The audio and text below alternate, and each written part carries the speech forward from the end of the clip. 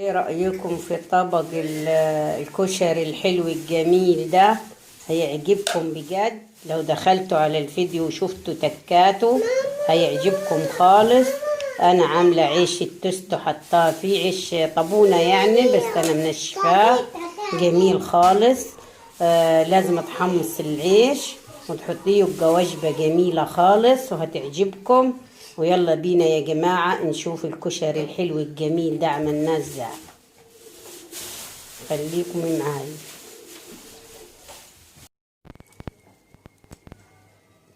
صباح الخير عليكم، ازيكم؟ عاملين ايه؟ اخباركم ايه؟ يا رب تكونوا بخير.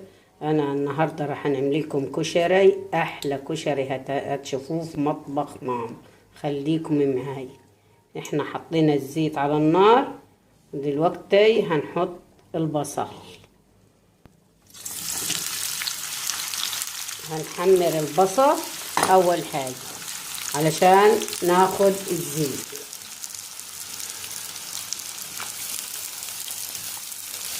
زي ما انت شايفة كده هنجيب معلقة ملح، معلقة الملح،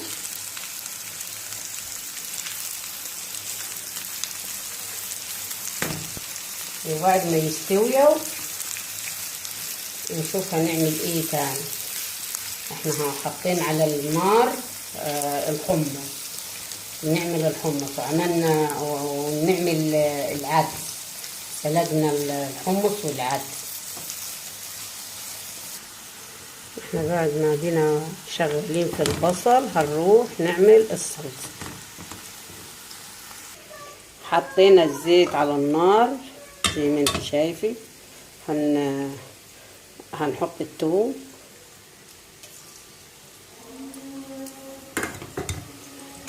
هنقلبهم.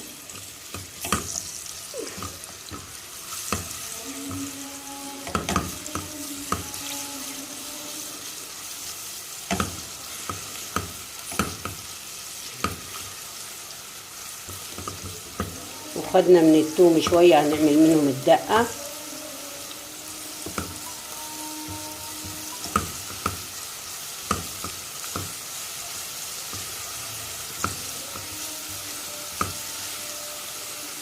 تاخد اللون الذهبي ونوريها لكم. شايفين بقت اللون ذهبي. نحط الطماطم. انا عصرت ملك الشفشة الطماطم طلعها. دي الصلصة بتاعت الكشري. هنجيب التوابل هنحطها فيه. شايفين حمصناهم ازاي؟ لونهم فظيع. هنصفيهم وناخد الزيت بتاعهم نعمل بيه الرز والمكرونة وكل الحاجات بتاعت الكشري. شايفين انا صفيتهم وخدت الزيت اهو هنشتغل بيه دلوقتي. شايفين الصلصة بتاعت الكشري حلوة ازاي؟ خطيرة. هنحط دلوقتي التوابل: بابريكي، كزبرة ناشفة، فلفل اسود، كمون. ما تحطليش اكتر من كده، هي ما تحبش التوابل الكتير.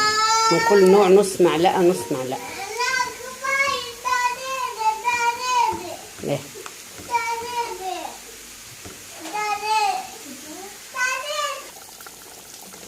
احنا خلصنا الصلصة زي ما انتوا شايفين حلوة خالص. هنحط لها مكعب المرقة.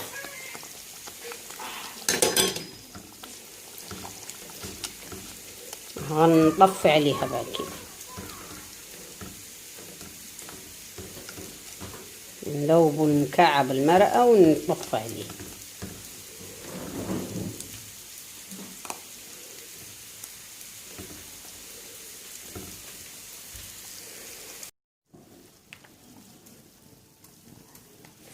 وده المية بتغلي هنحط المكروني، وهنحط المكرونة الاسباجيتي. دول هنسلقهم مع بعض، وهنعمل الرز والشعرية مع بعض. حطينا الزيت على النار، خدنا من الزيت اللي احنا بتاع البصل. هنحط الشعرية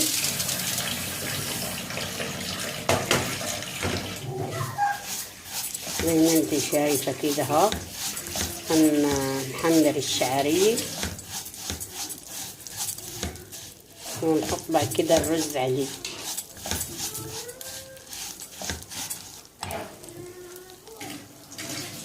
وبعدين حطينا المكرونة هنا والمكرونة الاسباجيتا مع بعض اها، نسلقوهم مع بعض يستووا ونوريهم لكم. حمصنا الشعرية زي ما انتوا شايفين كده، خليناها حمرا حلوة عشان يبان لونها في الكشرة. لازم تخليها محموصة خالص، ما تخليهاش صفرة عشان تبان مع الرز.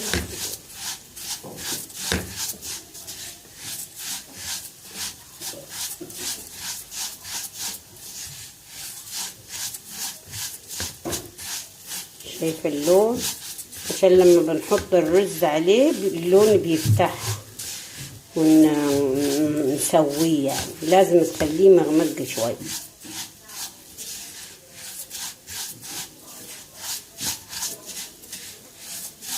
زي ما انت شايفه كده. دلوقتي هنحط عليه الرز،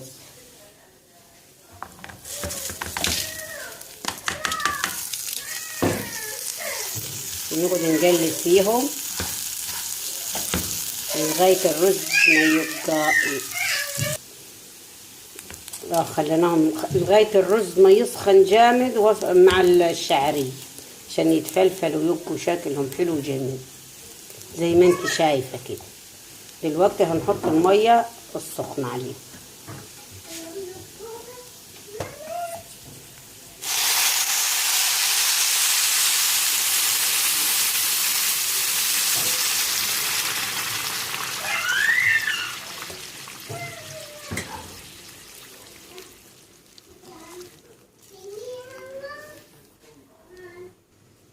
هنحط لهم معلقة ملح ومكعب مرقة ونسيبهم يستووا ونوريهم لكم بعد ما يستووا. خليكم معايا. احنا صفيناهم ورجعناهم تاني في الحلة عشان يقعدوا سخنين، ونغطيهم عشان لما ناكل منهم يبقوا مغطيين، يبقوش ايه يسقعوا معانا. وادي الرز استوى جميل خالص. شايفين مفلفل ازاي؟ شايفين الشعرية حلوة ازاي؟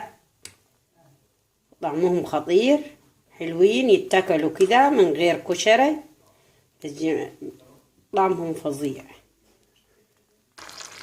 احنا هنعمل دقة الشطة. حطينا معلقة صلصة على حبة الزيت اللي كانوا قاعدين من البصل الكشري، نحط عليهم حبة مية ونغليهم في بعض كويس كده ها. احنا مش عايزين كتير خالص علشان ما يقعدش، نعمل على كد الوجبة اللي احنا هناكلها. لو عوزنا تاني نبقى نعمله في الوجبة التاني. وهنحط الشطة الحمراء الحراقة قوي دي، حراقة حراقة يعني، وانا ضرباهم على الخلاط بودر زي ما انت شايفة كده. هتبقى فظيعة، هتعجبك خالص لو جربت الطريقة بتاعتي. خليهم يغلوا في بعض ويبقوا جهزوا للأكل.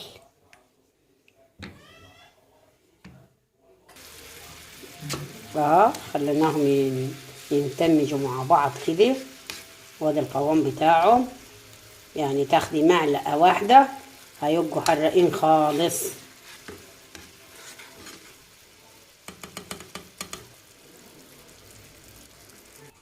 هنحمص رغيف العيش، هنقطعوه بالشكل ده زي ما انت شايفة. كده ها.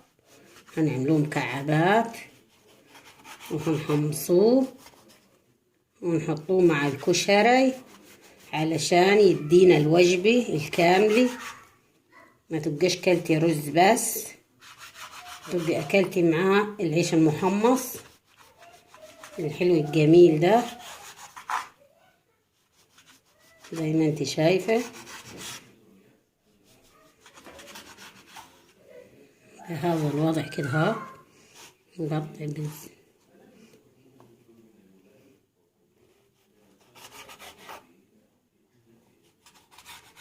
زي ما انت شايفة كده ها. انا هروح احمصه.